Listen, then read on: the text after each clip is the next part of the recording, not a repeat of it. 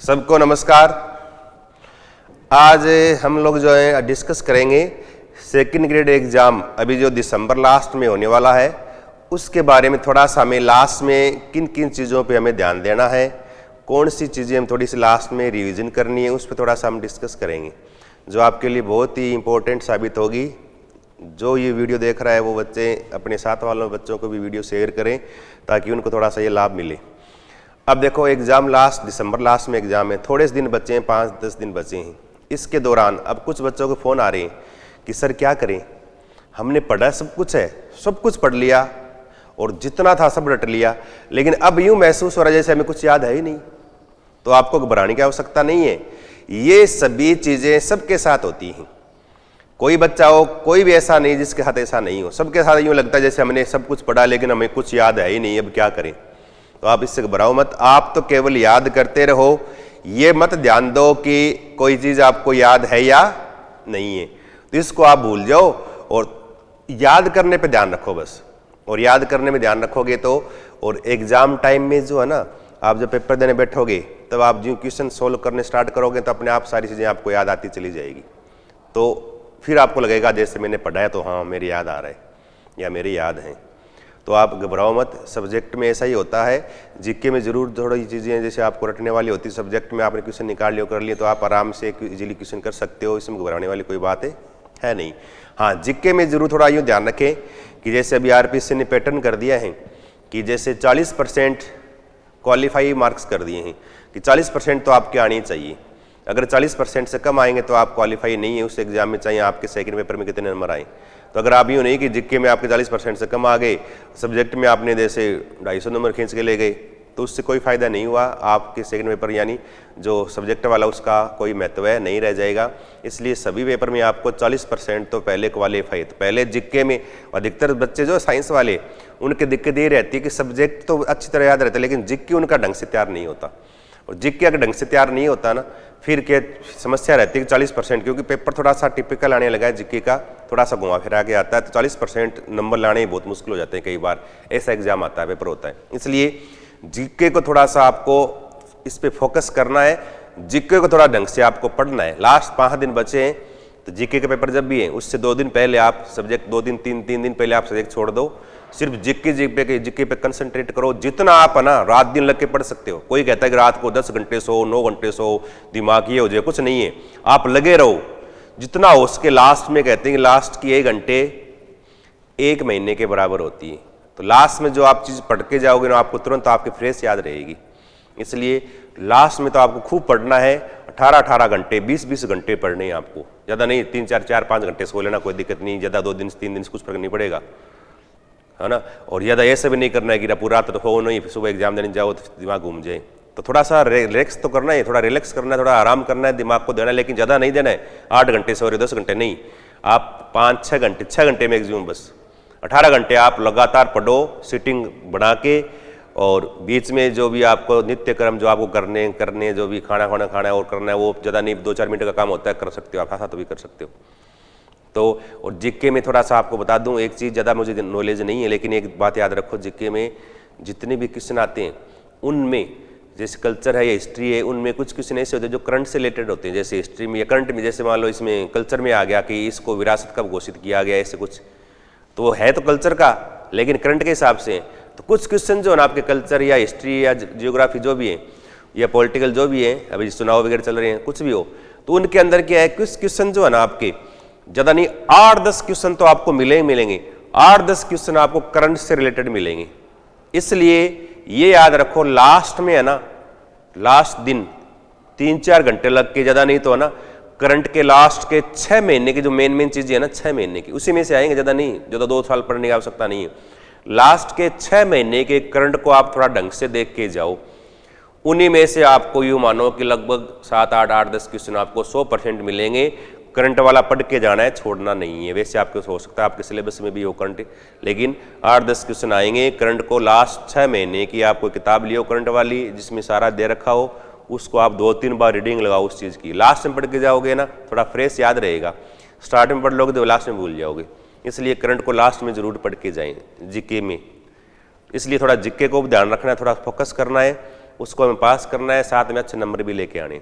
और जैसे कुछ अभी देखा मैंने, कुछ कोचिंग वाले वीडियो बना रहे हैं जैसे मोटिवेशन वीडियो। मोटिवेशन देखो, मोटिवेशन मेरे पास है नहीं, मोटिवेशन के नाम पे मैं किसी के साथ धोखा नहीं करता। अब कोई बच्चा हो, उनके लिए अपने माँ बाप से बड़ा कोई मोटिवेशन नहीं है।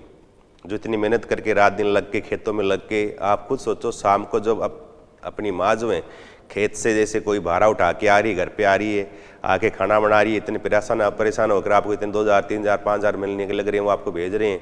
अगर उससे आप मोटिवेट नहीं हो सकते ना, तो मैं कहता हूँ आप किसी से मोटिवेट नहीं हो सकते। मोटिवेशन वीडियो देख रहे हैं, टीचर बना रहे हैं मोटिवेशन गुरु, वो और ये क्या क्या मतलब है इसका? कुछ मतलब नहीं है। अपने घर वालों को ध्यान रखो, उसको उनको दिमाग में रखो, उससे बड़ी कोई मोटिवेशन चीज़ नहीं है मेरे हिसाब से तो, ठीक है ना। तो अब एग्ज़ाम पास में छोड़ो ये चीज़ें, अपने चीज़ पे फोकस करो, अपने सिलेबस पे फोकस करो और जिग के थोड़ा सा आपको ढंग से पढ़ना है। अब देखो थोड़ा सब्जेक्ट में बात कर लें। कुछ जैसे कोचिंग वाले भी बात 2-3 दिन पहले वीडियो डाला कि पिछली बार 220 मेरिट रही, अब की बार 200 तो आपको करने, 200 नंबर लिया हो सिलेक्शन हो जाएगा। कुछ नहीं पढ़ा 200 में।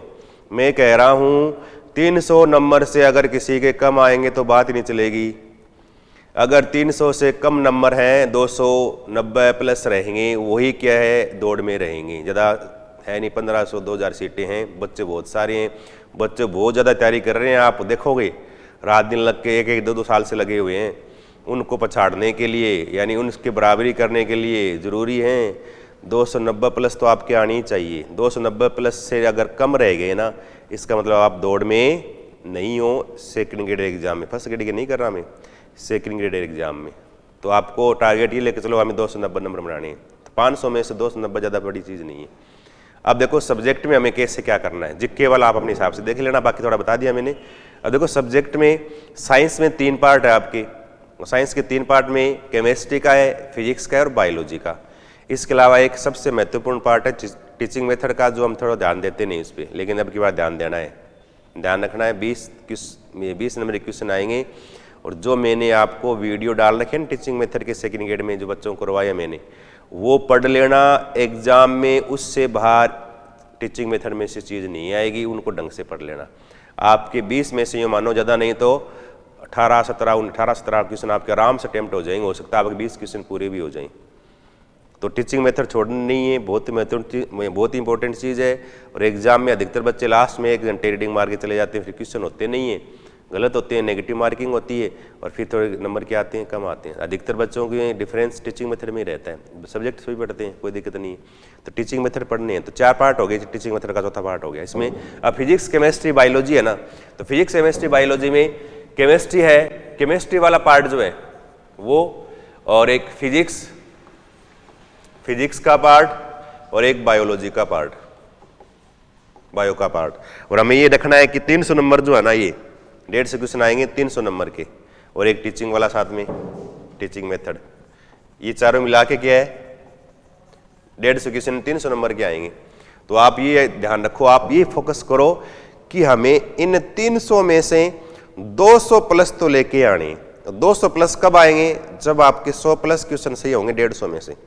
तो 100 तो सबके होने ही चाहिए, जो बच्चे तैयारी करें उनके 100 प्लस क्वेश्चन तो सही होने ही चाहिए। अब 100 प्लस से कितने अधिक है वो फिर आगे कैटेगरी बन जाएगा, अगर सिलेक्शन के रेशियो से जाएगा या नहीं जाएगा। 100 से कम तो रखने नहीं है हमें, तो 100 से ज़्यादा रखने। और याद रखो नेगेटिव मार्किंग नहीं करनी, ये थोड़ी सी बात ध्यान रखो, ये बहुत इंपॉर्टेंट चीज़ है। हम क्या करते हैं, हमारे 120 क्वेश्चन सही हो गए, उसके बाद हमने पूरे 150 कर दिए, लास्ट में कट बढ़ा के हम 105 पे आ गए, तो यानी 15 क्वेश्चन घाटा हो गया। तो जो क्वेश्चन बिल्कुल आपको सही आए ना, कि ये बिल्कुल एग्जैक्ट उत्तर है इसका, हमें आ रहा है ये सही है, वही करो पहले।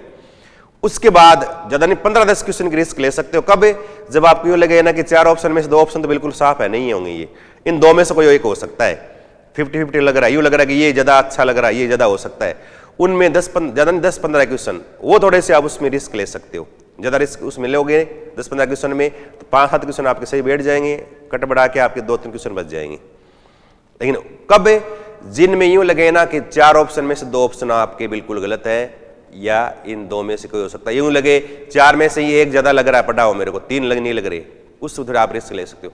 अगर ऐसा प्रश्न हो जिसमें आपने उस प्रश्न को देखा ही नहीं, ऑप्शन नहीं देखे, फिर आप उसको कर दो, तो वो चीज़ गलत है, उससे आपको नेगेटिव मार्किंग होती है। नेगेटिव मार्किंग से बचना है। सिलेक्शन का पहला रूल यही है, नेगेटिव मार्किंग से बचना है। नेगेटिव मार्किंग ही सबको नीचे लेके आती है, सिलेक्शन को रुकवाती है। तो नेगेटिव मार्किंग पे नहीं जाना, थोड़ा सा नेगेटिव मार्किंग वाली चीजें थोड़ी सी ध्यान रखनी है।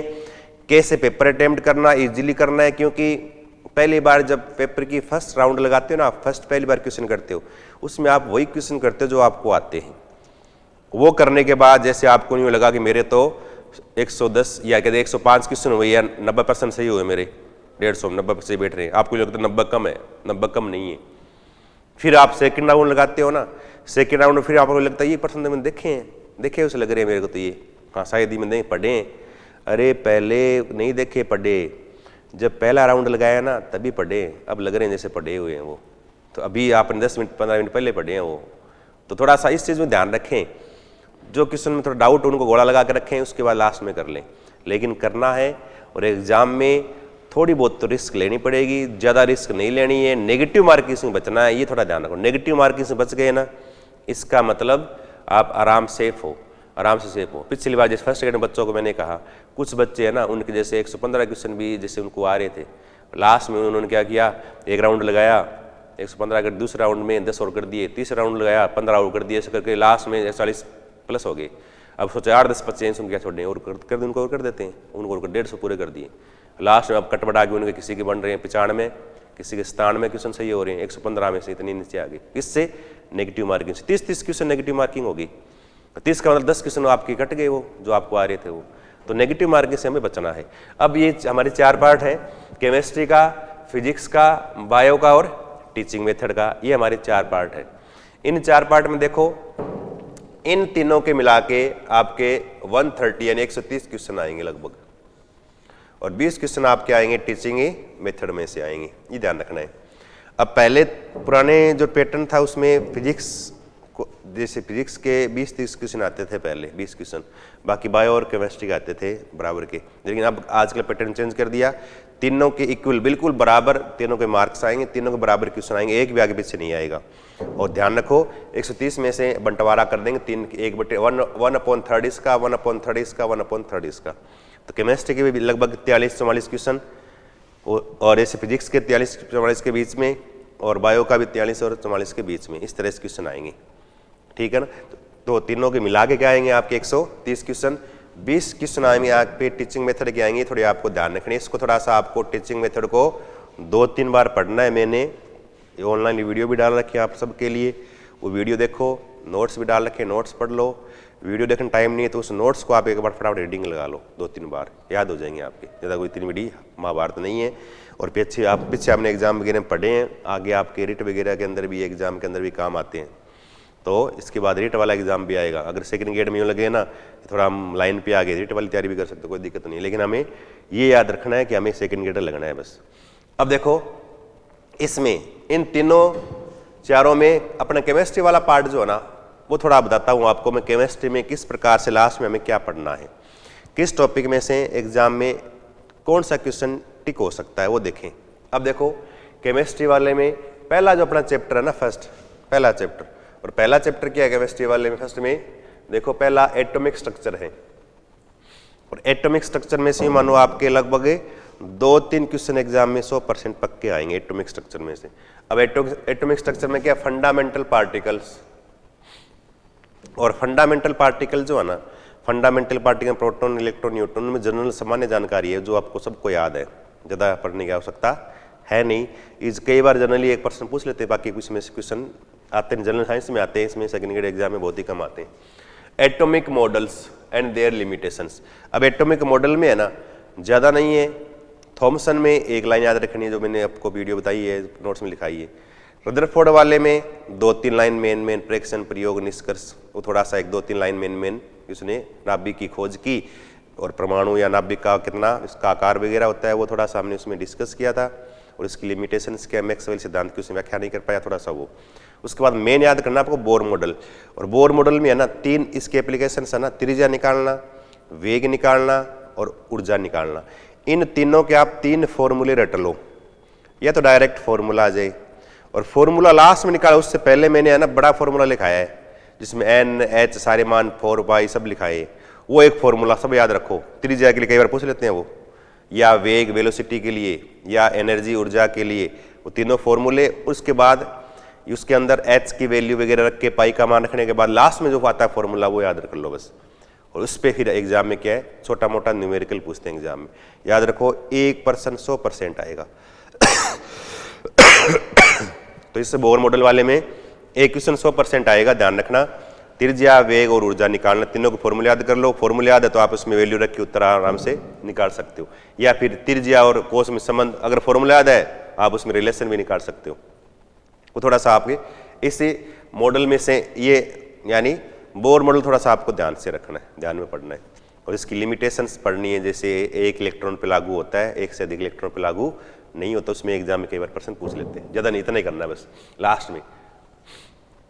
डी ब्रोगली, अब डी ब्रोगली माने डी ब्रोगली में सिर्फ लैम्डा बराबर एच अपॉन एम भी याद कर लो बस, या तो डायरेक्ट याद आ जाएगा डी ब्रोगली समीकरण का सही रूप है या सही रूप नहीं है। तब या सही याद है तो आप गलत भी देख सकते हो, ध्यान आ जाएगा आपके, कोई दिक्कत नहीं है। या फिर इसमें छोटा सा लिख देंगे न्यूमेरिकल, मान दे देंगे, वैल्यू दे देंगे, आप लैम्डा का मान निकालना है। तो अगर फॉर्मूला याद है तो लैम्डा का मान निकाल, 2% बनते हैं बस, इसका फॉर्मूला और इसमें छोटा सा न्यूमेरिकल आ जाए, वो ध्यान रखना डी ब्रोगली में। अनसर्टेनिटी प्रिंसिपल यानी हाइजेनबर्ग का अनिश्चितता का सिद्धांत, इसी के अंदर यही करना है, छोटे कणों पर लागू होता है, ध्यान रखना है।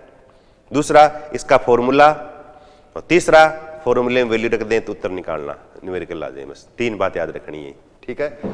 Modern concept of atomic structure, और मॉडर्न कंसेप्ट के अंदर डी ब्रोगली अनसर्टेनिटी ये तो आ ही गया है ना। इसके अलावा मॉडर्न कंसेप्ट के अंदर डी ब्रोगली समीकरण जो हमारे पास आ गई, प्रकाश की द्वैत प्रकृति, ड्यूल नेचर ऑफ लाइट, ये थोड़ा सा आपको ध्यान रखना, किसने दिया, इसके अनुसार ड्यूल नेचर लाइट की कौन कौन सी प्रकृति। और एग्जाम में क्वेश्चन भी आया था कि प्रकाश की कणीय प्रकृति दर्शाने वाली घटना कौन सी है, तरंगीय दर्शाने वाली घटना कौन सी है, वो थोड़ा सा आपको ध्यान रखना है, उनके एग्जाम्पल से याद रखने।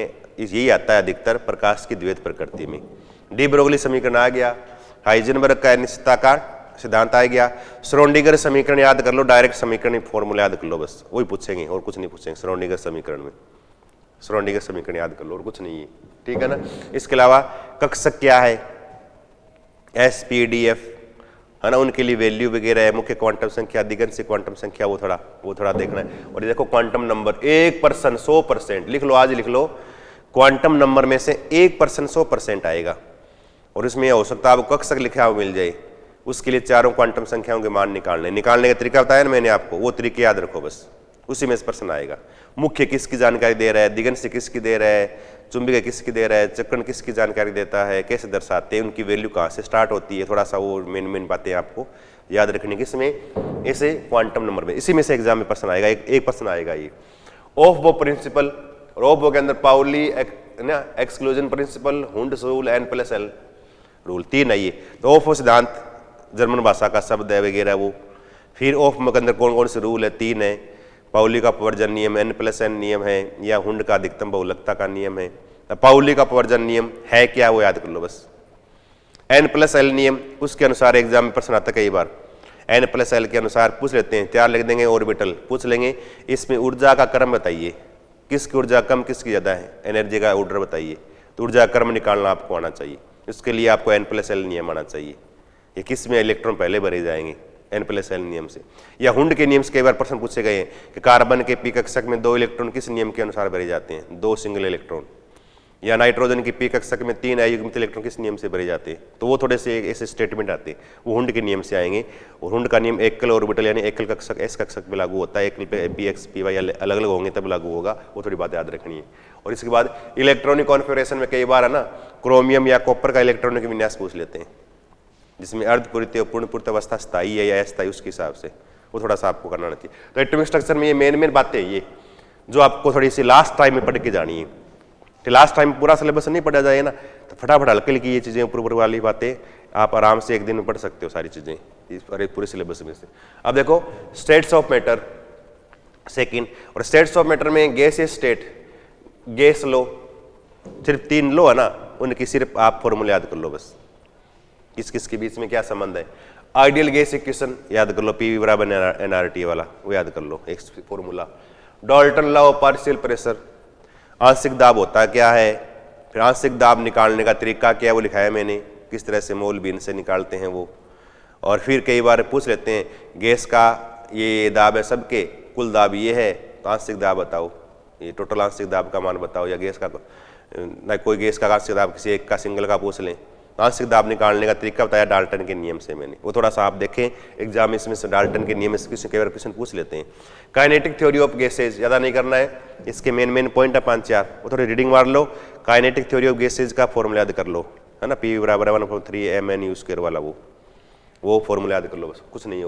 और इसके अंदर है ना, ये काइनेटिक थ्योरी ऑफ गैसेज के अंदर 3 बातें याद रखनी है, वर्ग माध्य मूल वेग, है ना, औसत वेग और प्रायिकता वेग, ये 3 है ना, ये 3 चीजें, तीनों की याद रखो फॉर्मूले, तीनों का फॉर्मूला, तीनों में क्या रिलेशन है वो याद कर लो, पक्का प्रश्न आ सकता है एग्जाम में। कौन कौन से, प्रायिकतम वेग और वर्ग माध्य मूल वेग और औसत वेग, है ना, ये तीनों का फॉर्मूला, तीनों में क्या रिलेशन है याद कर लो, 100% प्रश्न आ सकता है इसमें से। और डेविएशन फ्रॉम आइडियल गैसेज, यानी आदर्श गैसों के व्यवहार से विचलन होता है तो किस प्रकार से वान डर वाल्स गैस समीकरण बनाएगी, वान डर वाल्स गैस समीकरण याद कर लो। और आइडियल व्यवहार जो है उसमें डेविएशन है, तो डेविएशन क्यों हुआ, किस प्रकार से आयतन कम किया या दाब बढ़ाया, कैसे, मतलब आयतन नगण्य मानना, गैसों के अणुओं का आयतन नगण्य मानना पात्र की तुलना में, वो चीज़ें, आकर्षण नगण्य मानना, वो चीज़ें है ना, मेन पॉइंट, वो थोड़े आपको इसमें ideal behaviour, deviation from ideal behaviour gases में याद करना है। क्रिटिकल टेम्परेचर, अब इट्स इंपॉर्टेंट, अब इसमें याद रखना है आपको critical temperature, critical pressure, critical volume, CO2 का याद कर लेना, तीन मान CO2 वाले।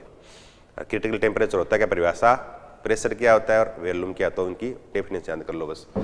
इसके बाद लिक्विफिकेशन ऑफ गैसेज, मतलब गैसों का द्रवीकरण में 3 विधियां लिखाई है मैंने, गैसों को कब द्रवित किया जाता है, इसकी कंडीशन क्या है, दाब अधिक ताप कम, वो कंडीशन लिखनी है, याद रखनी है।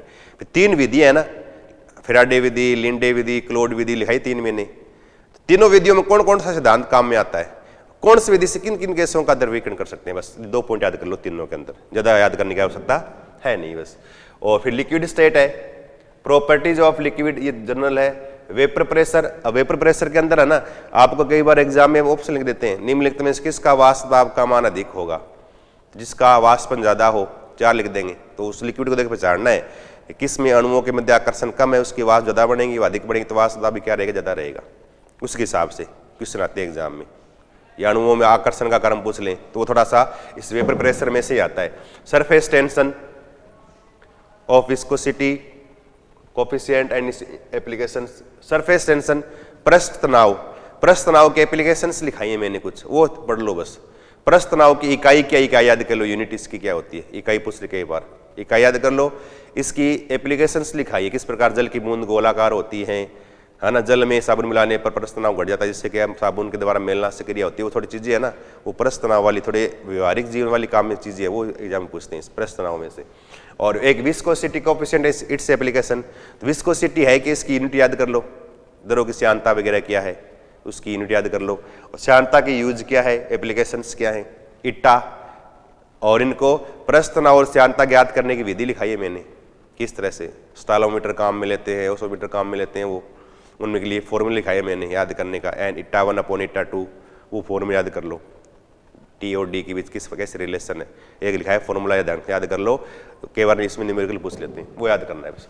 सॉलिड स्टेट है ना, अब क्लासिफिकेशन ऑफ सॉलिड, ठोसों का वर्गीकरण, उसमें 4 प्रकार लिखाए हैं आपको, है ना, आयनिक ठोस, सहसंयोजक ठोस, है ना, आणविक ठोस, है ना, और इसके अलावा सहसंयोजक, आयनिक, आणविक, धात्विक, ये 4 ठोस लिखाए हैं। इनकी मैंने टेबल बनाई है, प्रॉपर्टीज लिखाई है। अधिकतर इसमें एग्जाम्पल पूछते हैं, कौन सा आयनिक ठोस का उदाहरण है, कौन सा सहसंयोजक का, अधिकतर आणविक का पूछते हैं, गैसों के अणुओं के मध्य लगने वाला आकर्षण बल, तो यानी मोलिकुलर सॉलिड कौन सा है उसका एग्जाम में एग्जाम्पल पूछते हैं, तो वो थोड़ा सा आपको एग्जाम्पल से याद करने हैं इन तीनों के, किसकी मेल्टिंग पॉइंट बॉइलिंग पॉइंट की वैल्यू ज़्यादा है, वो थोड़ा सा आपको ध्यान रखना है। और क्रिस्टल स्ट्रक्चर, और क्रिस्टल स्ट्रक्चर में है ना, एक तो आपको रेडियस रेशियो, त्रिज्या अनुपात लिखाया है मैंने, किस त्रिज्या अनुपात के लिए कोऑर्डिनेशन नंबर, समन्वय संख्या का मान कितना है, टेबल बनाइए एक, है ना, 0.173 से 0.225 तक हो तो ऐसे 4 कोऑर्डिनेशन नंबर है, 0. है ना, ऐसे 6 है या ऐसे 8 है या 2 है, इस तरह से, तो यानी कौन सा अणु या कौन सा आयन कितने अन्य आयनों से घिरा रहेगा, उसकी संख्या निकालना समन्वय अनुपात। तो किस के लिए समन्वय अनुपात का मान कितना रहेगा, उसके लिए है कि आपको त्रिज्या अनुपात दे रखा है, तो वो याद रखो, टेबल याद करो, एग्जाम में प्रश्न बहुत बार आता है इसमें से, इस त्रिज्या अनुपात के लिए कोऑर्डिनेशन नंबर का मान बताइए, टेबल याद कर लो एक तो वो। दूसरा फिर थोड़ा छोटा मोटा पढ़ लो आप ये यूनिट सेल के बारे में, इसकी टाइप्स और किस यूनिट सेल में कण कहाँ होते हैं, वो थोड़े से आप रीडिंग मार लो। और फिर आपको थोड़ा सा याद करना, आपको इसमें सॉलिड स्टेट के अंदर स्ट्रक्चर ऑफ क्रिस्टल यानी NaCl टाइप के क्रिस्टल, Ab2 और A2B, उसमें 5 याद करने हैं बस।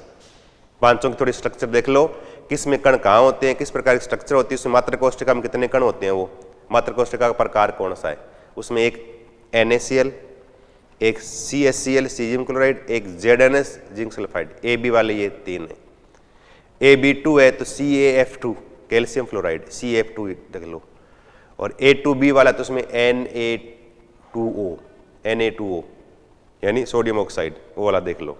फ्लोराइड Na2 फ्लोराइड संरचना बोलते हैं, वो मैंने आपको करवाया है, वो इतना कर लो। बाकी त्रुटि वगैरह आपके वैसे सिलेबस में ज़्यादा है नहीं, थोड़ा सा रीडिंग मार लेना, फ्रेंकल शॉर्ट की त्रुटि के बारे में थोड़ी सी रीडिंग मार लेना, उसमें से कई बार जनरल ऊपर प्रश्न पूछ लेते हैं, ठीक है ना। सॉलिड स्टेट में इतना ही करना है बस आपको। फिर केमिकल बॉन्डिंग है, तो केमिकल बॉन्डिंग है मॉलिक्यूलर स्ट्रक्चर, इसमें ionic bond, covalent bond, coordination bond, ये 3 तो मेन है ही इसके अंदर, ionic bond, covalent bond, coordination bond, इनकी जनरल प्रॉपर्टीज। अब आयनिक बॉन्ड वाला है ना, ऊपर वाले में आ गया वैसे, है ना, क्लासिफिकेशन ऑफ, है ना, सॉलिड वाले, इसमें आयनिक वाला तीनों आगे कौन कौन से सॉलिड है, लेकिन आपको आयनिक बॉन्ड है क्या। अब आयनिक बॉन्ड पढ़ोगे ना, तो आयनिक बॉन्ड के अंदर उसकी प्रॉपर्टीज आएगी, किस प्रकार से भंगुरता वगैरह होती है, थोड़ी सी रीडिंग लगाओ उनकी। कठोरता के रूप में आयनिक होगी, अत्यधिक कठोर होते हैं, कारण है तो आयनों के मध्य लगने वाला प्रबल स्थिर विद्युत आकर्षण बल, उस चीज इस तरह से थ्योरी में प्रश्न एग्जाम पूछ लेते हैं, वो थोड़ा ध्यान रखो आप।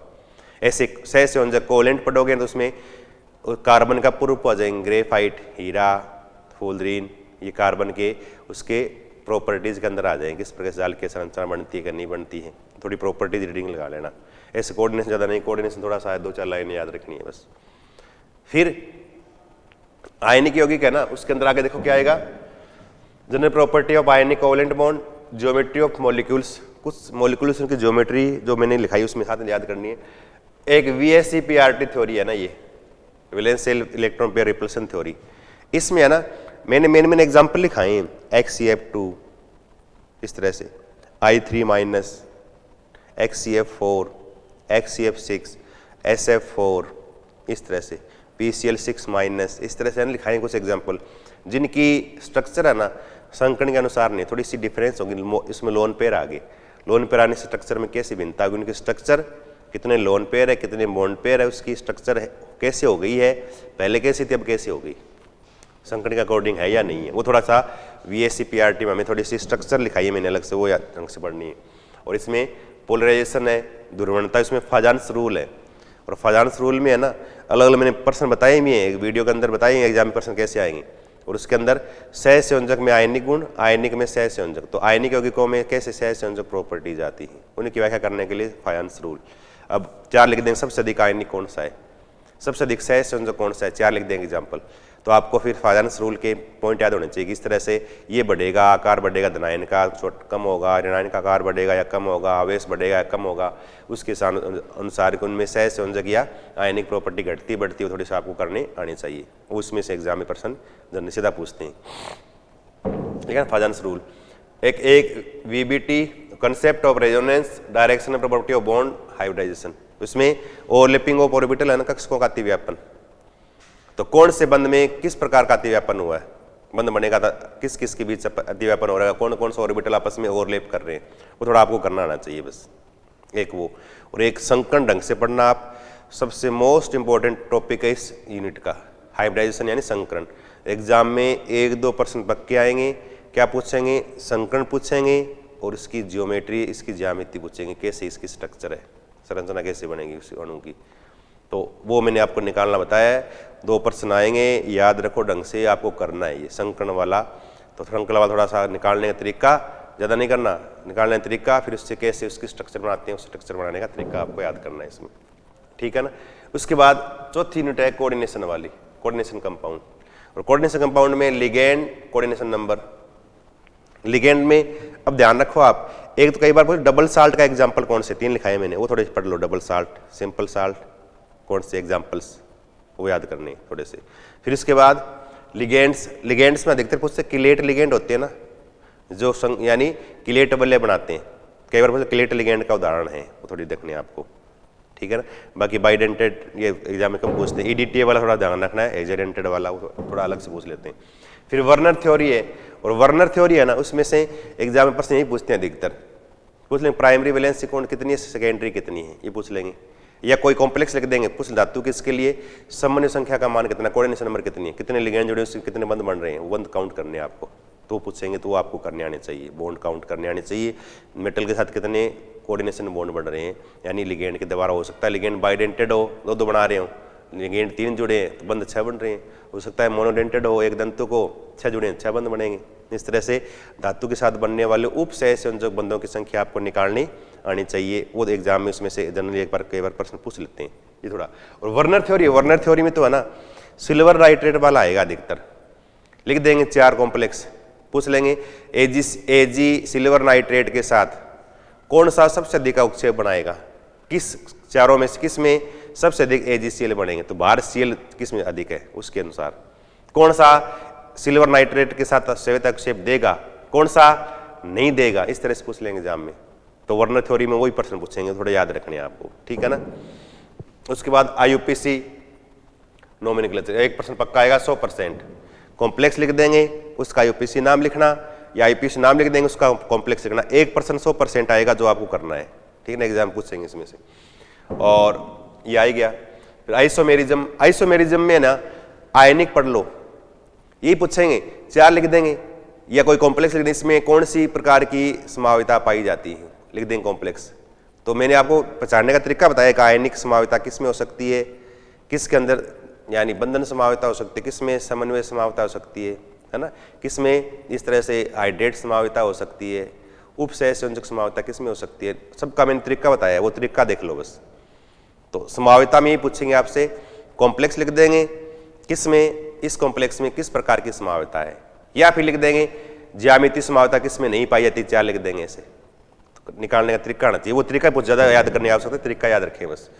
और इसके बाद वैलेंस बॉन्ड थ्योरी, तो इस कोऑर्डिनेशन कंपाउंड वाले वैलेंस बॉन्ड थ्योरी में है ना, लिख देंगे 4 कंपाउंड लिख दिए, किस में सबसे अधिक अनुचुंबकीय गुण है, तो सिंगल इलेक्ट्रॉन किस में अधिक किस में ज़्यादा है। मैंने आपको 8-10 में लिखाए हैं, वही पढ़ लो, उसमें से एग्जाम में आ जाएंगे, उससे बाहर नहीं जाएगा।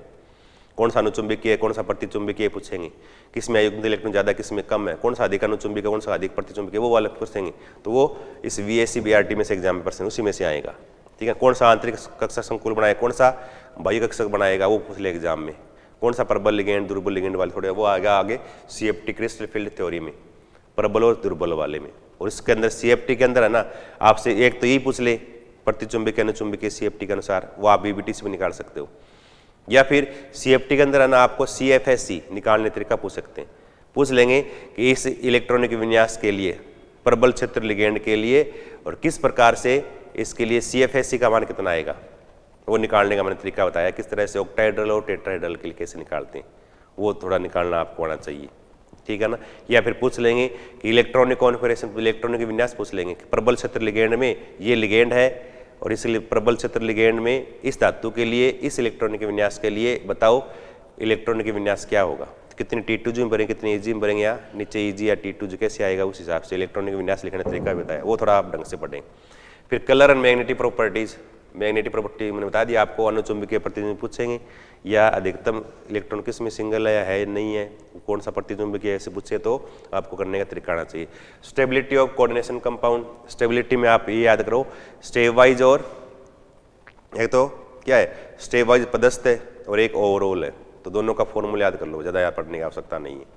या कॉम्प्लेक्स लिख दें कौन सा अधिक स्टेबल है, तो कैसे स्टेबिलिटी को फैक्टर इफेक्ट करते हैं उसमें, यानी स्ट्रॉन्ग लिगेंड कौन से हैं, स्ट्रॉन्ग जुड़ेंगे तो अधिक स्टेबल बनेगा, वीक जुड़ेंगे कम स्टेबल बनेगा, वो वाला थोड़ा सा रीडिंग आप रीडिंग मार लेना, ठीक है ना। मेटल कार्बोनिल कंपाउंड है, एलिमेंट्री नॉलेज, मेटल कार्बोनिल के अंदर है ना, ये याद रखो बस, मेटल कार्बोनिल NiCO4 FeCO5 लिखा है ना मैंने, CrCO6 3-4 है ये, इनमें संकर्ण याद रखने, स्ट्रक्चर याद रखनी है, इतने कर लो बस, और इसमें एग्जाम में कुछ चीज़ें नहीं पूछेंगे। तो ये कोऑर्डिनेशन कंपाउंड है। उसके बाद classification of element, periodic table आ गई। और पीरियोडिक टेबल में याद रखो, पीरियोडिक टेबल लिखने का तरीका लिख लो बस, आप तुरंत आप 2 मिनट में पीरियोडिक टेबल पूरी बना दो। इस तरह से याद करने का तरीका मैंने बताया आपको, वो कर लो। और अगर आपको पीरियोडिक टेबल बनानी आती है ना, तो एग्जाम में 2-3 क्वेश्चन आप आराम से कर देंगे, कहीं नहीं अटकेंगे। 1-2% तो ऐसे आएगा, कौन सा डी ब्लॉक का है, कौन सा एफ ब्लॉक का, कौन सा पी ब्लॉक का एलिमेंट है या नहीं है। तो आपको अगर टेबल आती है ना, और उसमें एलिमेंट ऐसे आएंगे जो आपको बहुत कम देखे हुए हैं, एफ ब्लॉक लास्ट में से लिख देंगे, एफ ब्लॉक में से, या डी में लास्ट में से लिख देंगे, इनसे 4D 5D सीरीज जो लास्ट वाले लिख देंगे एलिमेंट जो आपने बहुत ही कम देखा हो, पता नहीं चलता डी ब्लॉक का या एफ ब्लॉक का या एस ब्लॉक का, पी ब्लॉक का। तो आपको टेबल बनानी आती है, तुरंत आप बनाओ, बना कर चेक कर सकते हो कि इसमें ये है या नहीं है। तो एक तो आपको कौन सा एलिमेंट SPDF का है वो निकालना थोड़ा आना चाहिए, 1% आ सकता है इसमें से। और इसके अलावा इसमें 4 प्रॉपर्टीज हैं। एक तो क्या है, परमाणु त्रिज्या, आयनन विभव, इलेक्ट्रॉन बंधुता, विद्युत ऋणता, ये 4 चीज़ें। और अगर आपको टेबल बनानी आती है ना, तो इधर लेफ्ट टू राइट जाओ घटेगी बढ़ेगी, ऊपर से नीचे आओ घटेगी बढ़ेगी। और मैंने है ना आपको जो क्वेश्चन कराए हैं ना, इन 4 प्रॉपर्टी जो क्वेश्चन कराए मैंने, उन क्वेश्चन को ढंग से पढ़ लो, उन्हीं में से एग्जाम में आ जाएंगे। पूछ लें किसका आयनन विभव का मान ज़्यादा है, 2 दे देंगे कंपेरिजन, किसका ज़्यादा किसका कम है, किसकी इलेक्ट्रॉन बंधुता ज़्यादा है या कम है। इस तरह से जो मैंने आपको लिखाया ना एग्जाम, जो कॉपी में लिखाया है, जो वीडियो में बताया मैंने, वो पढ़ लो, उसके बाद एग्जाम में क्वेश्चन नहीं आएगा। या फिर विद्युत ऋणता है, उसके लिए अलग अलग निकालने के हमने ना विद्युत ऋणता निकालने के अलग अलग पैमाने लिखे हैं, पैमानों को लिखा याद कर लो, फॉर्मूले बस, फॉर्मूले एग्जाम में पूछे जाएंगे, वो फॉर्मूले याद कर लो बस, किस किस का क्या फॉर्मूला है, कौन कौन से वैज्ञानिकों ने इसके लिए काम किया, वो थोड़ा याद कर लो बस, ठीक है ना। मेंडलीफ पीरियोडिक टेबल, अब मेंडलीफ ने किस तरह पीरियोडिक टेबल बनाई, क्या क्या बनाया, बस मेन बातें पढ़ लो बस। उसके बाद आधुनिक पीरियोडिक टेबल मोजले का, मोजले ने कैसे कैसे उसको क्लासीफाई किया, बस वो थोड़ा देख लो हल्का हल्का। इसके बाद दीर्घ आवर्त सारणी जो अभी चल रही है उसमें कैसे है, और कई बार first A, second A, third A, वो वाला थोड़ा याद रखना, नोमेनक्लेचर पूछ लेते हैं, थर्ड ए में कौन सा तत्व है या नहीं है। तो 1, 2, 3, 4 तो याद है, लेकिन फर्स्ट ए सेकेंड है वो याद नहीं है, वो याद करना जरूरी है एग्जाम में, वो उसमें से पर्सन पूछ लेते हैं, थोड़ा याद रखने आपको। Golden concept of periodic table, ये आप पूछ लेंगे आपसे कि मेंडलीफ का आवर्त नियम क्या है, आधुनिक आवर्त नियम क्या है, पीरियोडिक लॉ नियम है ना, वो थोड़ा याद करने चाहिए। इलेक्ट्रॉनिक विन्यास लिखने आना चाहिए आपको, किस तरह से लिखते हैं, लिखने का तरीका क्या है। टाइप्स ऑफ एलिमेंट मैंने SPDF ब्लॉक, तो जनरली की मैंने प्रॉपर्टीज लिखाई है SPDF की, एस में कौन कौन सी प्रॉपर्टीज लिखाई है, एस ब्लॉक में कौन सा एलिमेंट क्या काम करता है, कैसा दिखता है, वो है ना, थोड़ी हल्की हल्की लिखाई है मैंने प्रॉपर्टीज, वो थोड़ी फटाफट रीडिंग मार लो एक बार। पूछ लेंगे सेब जैसा हरा रंग किसका होता है, बेरियम का, ऐसे है ना। क्रीमची लाल रंग वाला एलिमेंट है जो वाला परीक्षण में देता है, वो सारी चीज़ें आती है उसमें। SP में आ जाएगा, जैसे चेलकोजन है, चेलकोजन कौन सा है या कौन सा इसके निर्माण भाग नहीं लेता है, हेलोजन किनको बोलते हैं, इस तरह से आ जाए, किस ब्लॉक देता है वो हेलोजन बोलते हैं, कौन सा दुर्लभ गैसें कहलाती है, ये निष्क्रिय गैसें कहलाती है, इस तरह से है ना आते हैं एग्जाम में। किसको निकोजन बोलते हैं, किस एलिमेंट को, या किस वर्ग को निकोजन बोलते हैं, चीज़ें थोड़ी सी है कि अलग अलग वर्ग के मैंने नाम लिखाए हैं, उनकी कुछ प्रॉपर्टीज लिखाई हैं, वो थोड़ी आपको ढंग से याद रखनी है, उसी में से एग्जाम में कोई ना कोई पर्सन पूछ लेते हैं, बाकी कुछ नहीं है। बाकी 4 प्रॉपर्टीज है जो बताइए मैंने, उनमें से थोड़ी उसी तरह से आपको याद रखना है, ज़्यादा याद नहीं करना बस, ठीक है। इक्विलिब्रियम है, equilibrium law of mass action है ना, लॉ ऑफ मास एक्शन, तो यानी द्रव्यमान का नियम है ये, लॉ ऑफ मास एक्शन। और लॉ ऑफ मास एक्शन के अंदर इसका एक लिखा है मैंने फॉर्मूला निकालने का, इस पर 1-2 न्यूमेरिकल कराए हैं मैंने, वो थोड़े से आप एक बार रीडिंग ले, ज़्यादा नहीं, 2 मिनट का काम है, हो जाएगा वो, ठीक है ना। Application of homogeneous equilibrium, Le Chatelier principle. अब देखो ली-सातली प्रिंसिपल है ना, इनके अंदर मैंने इसके अनुप्रयोग में लिखाए कुछ, एक इक्वेशन लिखाई है, कौन सा ऊष्मा क्षेपी, कौन सी ऊष्मा शोषी लिखाया है, किसके लिए दाब का मान बढ़ाना पड़ेगा, उत्पाद अधिक बनाने के लिए ताप का मान कम करना पड़ेगा या बढ़ाना पड़ेगा, उसकी 4-5 में लिखाई है, बिर विधि वाली लिखाई है, ओस्टवाल्ड विधि वाली समीकरण लिखाई है, या एस्टर्सोफ और निर्माण की संप्रकक्ष विधि लिखाई है ना। वो थोड़ी सी बातें आप रीडिंग लगानी है, किससे कौन सी ऊष्मा क्षेपी है, किधर अणु ज़्यादा है, क्रियाकारक अधिक है, उत्पाद अधिक, उसके हिसाब से दाब कम करें ज़्यादा करें, वो चीज़ें आपको इसी के अंदर आएगी ली-सातली के नियम से। दाब बढ़ाएंगे, अभिक्रिया आगे जाएगी पीछे जाएगी, वो सारी चीज़ें उसमें हमने लिखा है, हल्की फटाफट उसमें रीडिंग लगानी है बस, उसी में से एग्जाम में क्वेश्चन पूछ लेंगे, लिख देंगे कोई सब, लिख देंगे इस अभिक्रिया में अधिक उत्पाद प्राप्त करने के लिए आवश्यक परिस्थिति है, नीचे लिख देंगे ताप कम दाब अधिक ताप कम, ऐसे लिख देंगे 4 ऑप्शन। तो मैंने आपको लिखाए हैं 4-5 महीने मैंने क्वेश्चन, वो याद कर लो बस, उसी में से एग्जाम में पर्सन पूछेंगे ली-सातली के प्रिंसिपल में। एंड इस application physical and chemical system, factor affecting chemical equilibria, उसमें यानी रासायनिक साम्य को प्रभावित करने वाले कारक है, वो थोड़े कारक लिखे हैं, वो थोड़े कारक थोड़े याद रखना, ताप दाब बोला हुआ ना, कौन सा अधिक प्रभावित करता है, या लिखने का तरीका वगैरह ना, वो थोड़े कारक थोड़ी एक बार रीडिंग लगा लो।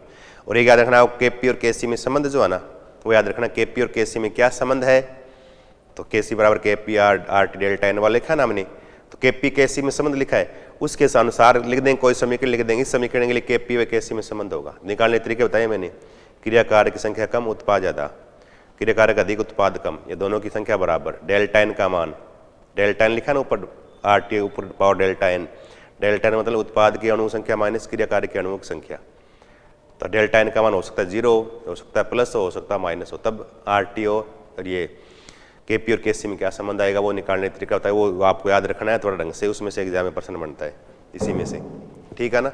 आयनिक इक्विलिब्रिया इन सॉल्यूशन, आयनिक साम्य वाला, उसमें आर्नियस समीकरण वगैरह है ना, वो सारा इसमें ये ना इसका ओस्टवाल्ड तनुता नियम वगैरह है ना, थोड़े से वो थोड़े से लिखाए मैंने, वो थोड़े से इसमें याद रखने। Acid base concept, acid base में आर्नियस समीकरण सबको आती है, ब्रास्टन लोरी में है ना पूछ लेंगे कौन सा कॉन्जुगेटेड बेस या कॉन्जुगेटेड एसिड संयुग्मी अम्ल और क्षार कौन सा, किसका संयुग्मी क्षार कौन सा, किसका संयुग्मी अम्ल कौन सा है, निकालने का तरीका बताया मैंने छोटा सा एक, वो याद कर लो बस, उस सबके निकल जाएंगे, उसमें से वो ये प्रश्न बनता है एग्जाम में। दूसरा उसमें लुईस अम्ल लुईस क्षार के प्रकार लिखाए हैं, वो पढ़ो, उसमें से एग्जाम में प्रश्न पढ़ने की संभावना है 1%, लुईस अम्ल कौन सा, लुईस क्षार कौन सा है, उसके मेन टाइप है वो याद कर लो बस। और ब्रास्टन लोरी सिद्धांत में कौन सा किसका संयुग्मी अम्ल है, कौन सा किसका संयुग्मी क्षार निकालने का तरीका बताया, वो आपको याद कर लो बस, इतना ही करना है एसिड बेस में। पीएच स्केल, पीएच निकालने का प्रश्न आ सकता है, और एग्जाम में ये प्रश्न बहुत बार आता है, 10 की पावर माइनस क्या लिखा हुआ है ऐसे कि 10 की पावर माइनस 8 N HCl विलीन की पीएच बताओ, तो मैंने ऐसे प्रश्न आ जाए ना, तो ऐसे प्रश्नों के लिए मैंने आपको निकालने का तरीका बताया है पीछे, है ना। इसकी पीएच कितनी आएगी, 6 और 7 के बीच, ऑप्शन में आता है 6-7 के बीच, या 7 के बिल्कुल पास 6.96 से आ जाएगी, तो हल्का सा अम्लीय। तो ऐसे पीएच निकालने का तरीका मैंने बताया, पीएच कैसे निकालते हैं, फॉर्मूला क्या है पीएच का, किसकी पीएच कितनी है, वो पीएच पे पीएच ढंग से पढ़ना, 1% 100% आएगा पीएच पे, ठीक है ना। इस पीएच को बफर सॉल्यूशन, बफर सॉल्यूशन में टाइप आएंगे एग्जाम में, अम्लीय बफर विलीन का उदाहरण है, लिख देंगे 4, तो उनको मैंने है ना अम्लीय कौन से क्षारीय कौन से, उसमें एग्जाम्पल कैसे याद करने तरीका बताया मैंने आपको, अम्लीय में क्या क्या जोड़ने से अम्लीय बनेगा, क्या क्या जोड़ने से क्षारीय बनेगा, उसके हिसाब से प्रबल अम्ल, दुर्बल अम्ल, प्रबल क्षार, दुर्बल क्षार, उनके लवण वगैरह कैसे बनाते हैं वो मैंने उसमें बताया। तो थोड़े से एग्जाम्पल याद रखनी है, बफर विलीन में एग्जाम्पल पूछेंगे, इसमें से एग्जाम्पल आते हैं।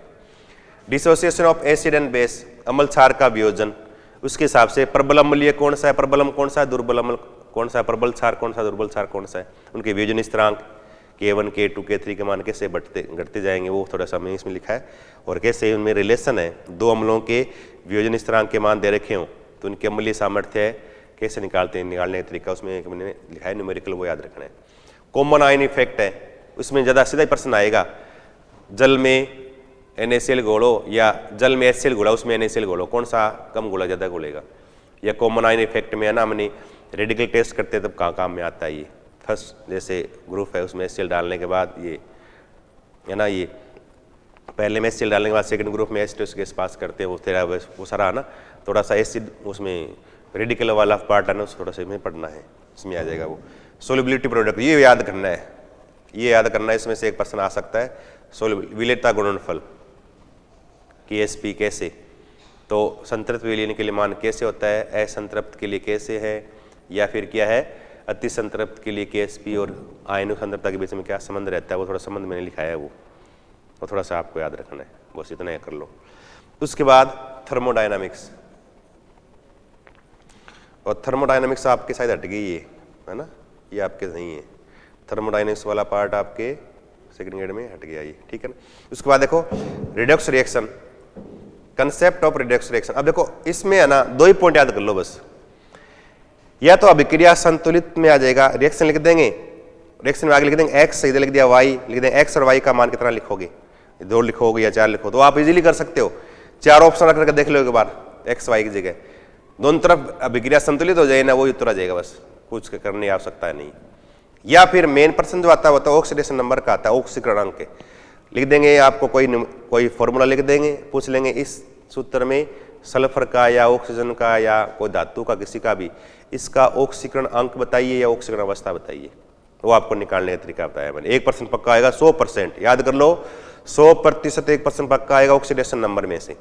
ऑक्सीडेशन नंबर निकालना याद कर लो बस, इसमें एक ये याद करना है, ऑक्सीडेशन नंबर निकालना ये याद करना है।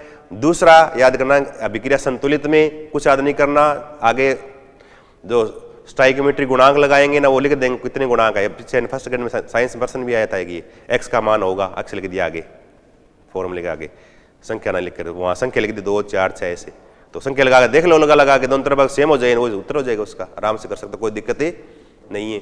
लेकिन हुआ क्या, इसके अलावा थोड़ा सा आपको ध्यान रखना है इसमें किसका ऑक्सीकरण हो रहा है किसका अपचयन हो रहा है, वो ऑक्सीडेशन नंबर से निकल जाएगा, कौन सा अपचायक कौन सा ऑक्सीकारक, वो थोड़ा याद रखना है, उसमें से एग्जाम प्रश्न पूछ ले। तो 3 चीजें हैं ये, ऑक्सीकरण अपचयन निकालना, ऑक्सीकारक अपचायक निकालना, एक ऑक्सीडेशन नंबर निकालना और संतुलित करना, वो 3 चीजें याद रखनी है बस।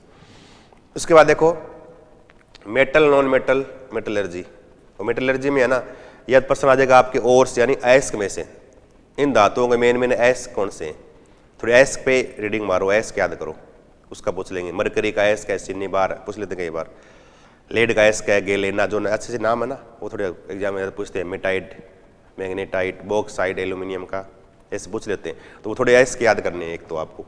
और मेटलर्जी में है ना ये 4 मेन है ना, ये इनका धातुकरण थोड़ा आपको पढ़ना है, पूछ लेते हैं कई बार। एल्यूमिनियम की शुद्धिकरण की विधि है हूप विधि, होल हेराल्ट विधि क्या है ना, यानी किस में कौन सी इस विधि में किसको एनोड के रूप में काम में लेते, किसको कैथोड के रूप में काम में लेते हैं, कितना शुद्ध हुआ, थोड़ी ये चीज़ें हैं अलग अलग, इसमें थोड़ी सी आपको इसमें रीडिंग मारनी पड़ेगी। और मेटल नॉन मेटल दे रहे कंपाउंड्स, कार्बन के यौगिक है, उसमें कार्बन के अधिकतर अपरूप आ जाएंगे, कार्बन का ऑक्साइड है, मोनोऑक्साइड, डाइऑक्साइड, सब ऑक्साइड, वो सारी हैं, वो जनरल एग्जाम क्वेश्चन आते हैं वैसे क्वेश्चन आएंगे, आराम से कर लोगे आप।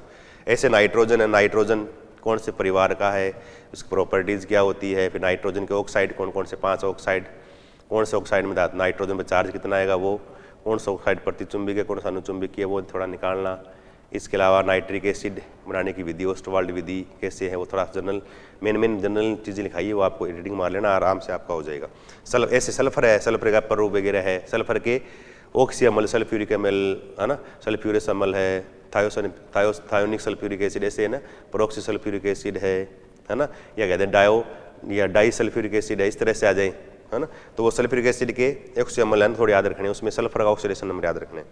ऐसे ऑक्सीजन है, ऑक्सीजन बनाने की विधि है, या ओजोन है, उसके बाद थोड़ा ओजोन के बारे में पूछ लेंगे, वो थोड़ा पढ़ना है। फॉस्फोरस है, फॉस्फोरस का प्ररूप है, अलग अलग है, काला, लाल, पीला जो है ना, ये सारे सफ़ेद फास्फोरस है, उनके किस तरह से फास्फोरस P4 रूप में था, फास्फोरस का P4 रहेगा। सल्फर है वो S6 और S8 के रूप में, S6 है तो वो कैसे रहेगा, S6 में तो कुछ रूप और नाव रूप में, S8 है वो ताज के रूप में रहता है और क्राउन के रूप में रहता है, वो थोड़ा सा आपको ध्यान रखना है, ज़्यादा याद नहीं करना इसमें, ठीक है ना। और फिर हेलोजन है, हेलोजन क्यों बोलते हैं, हेलोजन के क्या अंतर हेलोजन कंपाउंड है, उनकी स्ट्रक्चर याद कर लो बस, IF5 आई है ना, ClF3 ऐसे ना अंतर जो हेलोजन से बने वापस हेलोजन मिले के बनाएंगे, निर्माण करेंगे। अंतर हेलोजन यौगिक होते क्या है, उसके बने हुए कंपाउंड है 5-7 मेन है ना, XX डेस, XX3 डेस, XX5 डेस, XX7 डेस, ऐसे अलग अलग 4 बनेंगे, 1 3 5 7 जोड़ेंगे ऐसे। तो उनकी स्ट्रक्चर कैसी होती है, संकरण कौन सा होता है, वो थोड़ा आपको करना आना चाहिए बस, ज़्यादा नहीं है। अब लिखा एलोट्रोपस, कार्बन, सल्फर, ये आ गया वापस। सीमेंट और plaster of Paris general science वाली है, सीमेंट प्लास्टर ऑफ पेरिस में वही करना है, सीमेंट किससे बनता है, सीमेंट इसमें अधिक मात्रा में क्या होता है, प्लास्टर ऑफ पेरिस का फॉर्मूला क्या है, कहाँ यूज आता है, वो थोड़ी जनरल चीज़ें हैं जो आपको इतना है नहीं इसमें, ठीक है ना। इसके बाद देखो ऑर्गेनिक केमिस्ट्री वाला part, organic principle technique, different method of purification, यौगिकों के शुद्धिकरण की विभिन्न विधियाँ, उन विधियों फटाफट एक बार रीडिंग लगाओ, उनमें से कोई विधि आ सकती है, थोड़ी सी आपको ये रीडिंग लगानी पड़ेगी, ठीक है ना। क्वालिटेटिव क्वांटिटेटिव एनालिसिस है ना, मात्रात्मक और गुणात्मक विश्लेषण, उसके अंदर क्या है, गुणात्मक के अंदर क्या आ जाएगा, रेडिकल टेस्ट आ जाएंगे अलग अलग, किस ग्रुप में कौन कौन से रेडिकल आते हैं, वो थोड़ा जनरल आप रीडिंग मारो एक, ठीक है ना, किस ग्रुप में किस में पहले क्या मिलाते हैं उसके बाद क्या मिलाएंगे, वो सारा उसमें हमने रेडिकल टेस्ट वाले में किया है।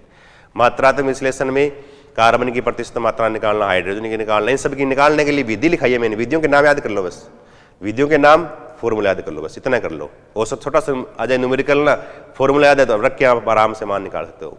न्यूमेरिकल कम ही आता है, सिर्फ आ गया फॉर्मूला या विधि, अधिकतर आता है विधि का नाम आता है। कार्बन की प्रतिशत मात्रा निकालने के लिए कौन सी विधि काम में ली जाती है ना, या हाइड्रोजन के निकालने की कौन सी काम में ली जाती है, लिविंग विधि, है ना। ऐसे सल्फ या हेलोजन के लिए कौन सी है, सल्फर के लिए कौन सी कैरियस विधि है, इस तरह से। तो अलग अलग विधियाँ वो उनके थोड़ी आपको नाम याद रखनी। और classification of and IUPAC nomenclature याद रखो।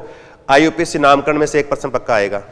आईयूपीसी नामकरण सबको लिखना आना चाहिए, एग्जाम में प्रश्न पक्का आएगा आईयूपीसी नामकरण का, कर सकते हो आप आराम से। और फिर है ना समास विखंडन और विश्वास विखंडन है सहसंयोजक बंध का। तो सहसंयोजक बंध का दो प्रकार विखंडन, किस विखंडन से क्या बनेंगे, फिर फ्री रेडिकल है ना, ये कार्बोकेटाइन कार्बोएनाइन, इन तीनों की स्ट्रक्चर, तीनों में क्या संकरण है, तीनों में कौन सा अनुचुंबक है, प्रतिचुंबक है, कितने इलेक्ट्रॉन सिंगल है या है नहीं है, वो याद कर लो। और इनमें स्थायित्व ऑर्डर क्या है, स्टेबिलिटी ऑर्डर, बस 3-4 बातें याद कर लो, इनमें से एग्जाम प्रश्न आएगा। और फिर टाइप्स ऑफ रिएक्शन, 4 टाइप की रिएक्शंस हैं, किस रिएक्शन में क्या होता है वो थोड़ा सा आपको जनरल रीडिंग आगे आ जाएगी, दोबारा आ जाएगी, ये करनी है आपको। उसके बाद देखो हाइड्रोकार्बन है, aliphatic hydro, alkane alkene alkyne, alkane alkene alkyne में मेन में इस कुछ एक नेम रिएक्शन आएगी बीच बीच में, वो याद कर लो बस। नेम रिएक्शन जहाँ मैंने वीडियो में बताया ये इंपॉर्टेंट है, वो याद कर लो, उसके अलावा कुछ मत पढ़ो चाहिए। ये एल्केन की प्रॉपर्टीज, भौतिक गुण, जिग संरचना, पीछे एग्जाम में प्रश्न आया था ये, इस तरह से एग्जाम में क्वेश्चन पूछ लें, वो थोड़ा सा आपको करना आना चाहिए। एल्किन एल्केन एल्काइन, इनकी रासायनिक अभिक्रिया जनरल फटाफट एक बार रीडिंग वालों ज़्यादा नहीं करनी। एल्केन के अंदर क्या इनकी समावता है, सरूपण समावता है, जैसे एल्केन में एथेन की बनेगी, है ना, एथेन की या ब्यूटेन की या साइक्लोहेक्सेन की, कुछ सिरूप नावरूप वगैरह, है ना, शांतरित या सौहार्द प्रक्षेपण सूत्र है ना। ऐसे ही क्या है, न्यूमेन के प्रक्षेपण सूत्र है, कौन सा स्थायी है कौन सा अस्थायी है, शांतरित रूप घर्षित रूप, वो थोड़े आपको करने हैं, उनमें से एग्जाम पूछेंगे। एल्कीन में क्या है, उनमें क्या करेंगे, इनमें स्टेबिलिटी ऑर्डर पूछ लेंगे, एल्कीन में स्थायित्व क्रम पूछ लेंगे, कौन सा एल्कीन अधिक स्थायी कौन सा कम स्थायी होता है, हाइपर कॉन्जुगेशन वगैरह है, ठीक है ना। या फिर एल्कीन का ओजोनीकरण पूछ लेते हैं, ओजोनीकरण ओजोन क्रिया करके कौन सी एल्कीन क्या बनाती है, वो थोड़ा सा इसमें केमिकल प्रॉपर्टीज के अंदर है ये, ठीक है। एरोमेटिक, अभी बेंजीन एक परसेंट पक्का है कि बेंजीन में से, बेंजीन और बेंजीन की संरचना कैसी हुई, बेंजीन के रासायनिक गुण, और उसके अंदर मैंने लिखा है बेंजीन का ऑक्सीडेशन वाली रिएक्शन बहुत इंपॉर्टेंट है, ऑक्सीकरण वाली, अलग अलग रिएजेंट में अलग अलग कंपाउंड बनते हैं, वो आज आपको याद रखने हैं। एक है ना, उसमें बनेगा BHC बने बेंजीन हेक्साक्लोराइड, या लिंडेन जिमेन बोलते हैं, 666 बोलते हैं, वो सारा उसमें इंपॉर्टेंट चीज़ है। और ऐसे बेंजीन पे जुड़े हुए ग्रुप है ना, उनका आने वाले ग्रुप पर कैसे प्रभाव पड़ेगा, ओरिएंटेशन आ गया, देखो आगे आएगा यहाँ, direct influence of functional group है ना ये। तो इसके अंदर कोई ग्रुप जुड़ा है तो आने वाले ग्रुप का जुड़ेगा, ऑर्थो जुड़ेगा मेटा पे पेरा पे, ऑर्थो डायरेक्टिव है या पेरा डायरेक्टिव है मेटा डायरेक्टिव है, वो थोड़ा सा आपको करना आना चाहिए, दे देंगे इसमें कौन सा बनेगा, तब कौन सा ग्रुप आने वाले इस ग्रुप को ऑर्थो मेटा भेजे, कौन सा पेरा, तो ऑर्थो पेरा डायरेक्टिव कौन सा है, मेटा डायरेक्टिव कौन सा, वो याद करना आपको, ठीक है ना।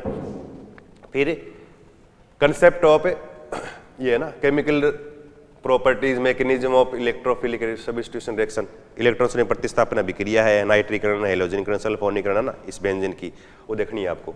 फिर ये समूह का प्रभाव आ गया। इसके बाद पॉलीमर है ना, पॉलीमर में नेचुरल सिंथेटिक, पॉलीमर में याद दो ही बात याद कर लो, पॉलीमर का क्लासिफिकेशन याद कर लो, पूछ लें कौन सा संघनन है, योगात्मक कौन सा है, कौन सा ताप दृढ़ है, कौन सा ताप शून्य में, पूछ लें थर्मोप्लास्टिक कौन सा, थर्मोसेटिंग प्लास्टिक कौन सा, इस पूछ लें एग्जाम्पल। एक तो आपको याद रखने आपको एक क्लासिफिकेशन, एक याद कर लो पॉलीमर है उनके मोनोमर यूनिट क्या होती है, किसी बहुलक की इकाई एकलक इकाई का नाम क्या है वो, और एक इनकी स्ट्रक्चर याद कर लो थोड़ा, कई बार पूछ लेते हैं इनमें कौन सा नाइलॉन 66 का सही रूप नहीं है, तो आप जोड़ना आता है, जोड़ के आप देख सकते हो आराम से, वो याद कर लो। थोड़ा सा जनरल कई बार पूछ लेते हैं, उसमें उसकी यूज है ना, उपयोग पे प्रश्न आ जाता है कई बार, जैसे टेफ्लॉन पे आता है कि घरों के अंदर बर्तनों की आंतरिक सतह ना उसको चिपचिपाट रहित बनाने के लिए किसका यूज करते हैं, तो टेफ्लॉन को काम में लेते हैं ना, वो थोड़े एक दो यूज मेन वो लिखाए मैंने, वो पढ़ने बस, ज़्यादा नहीं करना इसमें। Biomolecular carbohydrate, protein, vitamin, nucleic acid. Carbohydrate के अंदर क्या है आपको, मोनोसेक्राइड, डाइसेक्राइड, पॉलीसेक्राइड, पॉली में स्टार्च पढ़ना है, सेलुलोज किससे बना, स्टार्च किससे बना है, मोनोसेक्राइड कौन कौन से हैं, क्लासिफिकेशन याद कर लो, डाइसेक्राइड के एग्जाम्पल याद कर लो। डाइसेक्राइड में 3 लिखा है आपको, लैक्टोज, माल्टोज, सुक्रोज, उनकी स्ट्रक्चर किसकी कौन सा किस किस से मिलकर बना है, ऊपर ज़्यादा नहीं ऊपर ऊपर को पढ़ना है बस। और उनके अंदर मेन 2-3 पॉइंट लिखाए मैंने, किस प्रकार द्विध्रुवण गुणवत्ता पाई जाती है, कैसे है वो है ना, कौन से एनोमर है कौन से एपीमर है, वो थोड़े से पॉइंट याद करने। प्रोटीन है, एमिनो एसिड उसके प्रकार याद करने हैं, आवश्यक और अनावश्यक कौन कौन से, वो याद कर लो बस, हो जाएगा उससे। विटामिन है, विटामिन कमी से होने वाले रोग याद कर लो, किस विटामिन का रासायनिक नाम याद क्या है वो याद कर लो बस। विटामिन कौन से जल में मिले, कौन सी वसा मिले, वो याद कर लो चीज़ें मैंने। न्यूक्लिक एसिड है, डीएनए, आरएनए, उसकी जनरल आप बायोलॉजी में पढ़ते हो, वो आ जाएगा वापस इसके अंदर। और डीएनए के अंदर आनुवंशिक कोड याद कर लो, कौन सा प्रारंभिक कोड है, कौन सा अंतिम कोडोन होता है, किस प्रकार के प्रोटीन का निर्माण होता है, डीएनए कैसे करता है, डीएनए का रिप्लिकेशन कैसे होता है, डीएनए का यानी प्रतिकृतिकरण, नया डीएनए कैसे बनता है, डीएनए की स्ट्रक्चर कैसे बनती है, उसमें न्यूक्लियोसाइड क्या है, न्यूक्लियोटाइड क्या है, कौन से नाइट्रोजन चार्ज जुड़ते हैं, कौन सी शर्करा जुड़ती है, वो थोड़ी सी बातें आपको मैंने याद करनी है न्यूक्लिक एसिड वाले में। फिर एवरीडे केमिस्ट्री, इसमें देखो इसमें तो आपको थोड़ी याद करना पड़ेगा। मेडिसिन है और क्लीजिंग एजेंट है और केमिकल इन फूड है। तो यानी कौन कौन से फूड को बचाने के लिए प्रिजर्वेटिव रूप में कौन से केमिकल डालते हैं, है ना, बेंजोइट वाला एग्जाम्पल सुनाता है कई बार। तो यानी फूड को बचाने के लिए, खराब होने से बचाने के लिए कौन कौन से केमिकल, उनके नाम याद कर लो बस। ऐसे ही क्लीजिंग एजेंट है, साबुन वगैरह है वो ना, सब कौन कौन से हैं वो थोड़े से पढ़ने हैं। और ऐसे ही यानी मेडिसिन के नाम याद करने बस, कौन कौन से यानी हिस्टामिन कौन सी होती है, एलर्जी नहीं रखती है, या कौन सी पीड़ारी औषधि कौन सी, उनके सिर्फ नाम याद कर लो, उनके फॉर्मूले याद करने की आवश्यकता नहीं। लिखा है मैंने फॉर्मूले, लेकिन आपको याद करने की आवश्यकता नहीं है, आप सिर्फ नाम याद कर लो, लास्ट में नाम याद कर लो बस। कौन सी औषधि किस का टाइप है, कौन सी प्रतिनिषेचक है, निषेचन में रोकने वाली कौन सी होती है, ऐसे उनके सिर्फ नाम याद करने, आप कुछ नहीं करना आपको, ठीक है ना। फिर सरफेस केमिस्ट्री है, और सरफेस केमिस्ट्री में है ना एडजॉर्प्शन एब्जॉर्प्शन, दोनों में क्या डिफरेंस है। एडजॉर्प्शन में भौतिक और रासायनिक दोनों मंत्र याद कर लो, मेन एग्जाम्पल आते हैं। ये आप एग्जाम्पल पूछ लेंगे, कौन सा भौतिक अधिशोषण का उदाहरण, कौन सा रासायनिक अधिशोषण का उदाहरण है, वो एग्जाम्पल पूछ लें तो एग्जाम्पल आपको करने आने चाहिए, ठीक है ना। फ्रेंडलीच और लेंग्यूमर समतापी वक्र, उनकी समीकरण आप याद कर लो, अधिशोषण के यूज याद कर लो बस। कोलोइडी विलेन के अंदर कोलोइड है, कोलोइड के टाइप याद कर लो, या उनके कोलोइडी विलेन उसके टाइप कौन कौन से हैं, बांटने का आधार कौन कौन से, उनमें एग्जाम्पल से पक्का आएगा।